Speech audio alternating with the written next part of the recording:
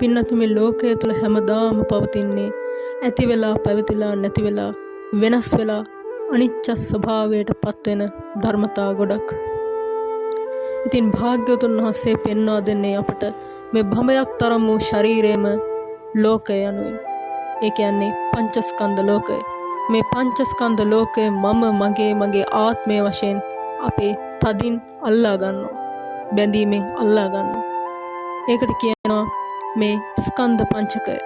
රූප, වේදනා, සංඥා, සංකාර, විඥාන කියන මේ පංචස්කන්ධ ලෝකය උපාදාන වශයෙන් අල්ලගත් කල්හි ඒකට පංච උපාදාන ස්කන්ධයයි කියලා ධර්මයේ සඳහන් වෙනවා.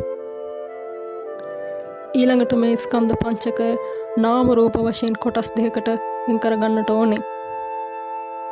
නාම කියන ගොඩට වේදනා, සංඥා, සංකාර, විඥාන කියන හතරක්.